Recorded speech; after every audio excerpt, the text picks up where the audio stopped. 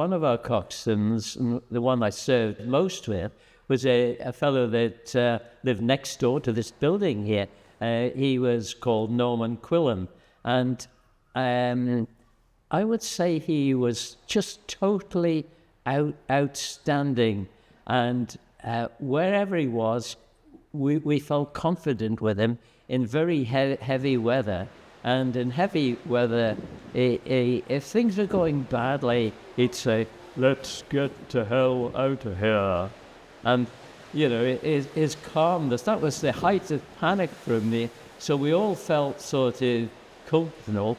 But he described things like he'd come down, the noise was great outside. He'd say in kind of Anglo-Manx, "There's a thrumming in the rigging." In other words, it was sort of an evocative way of presenting the wind blasting through the yachts or the boats that were around the place.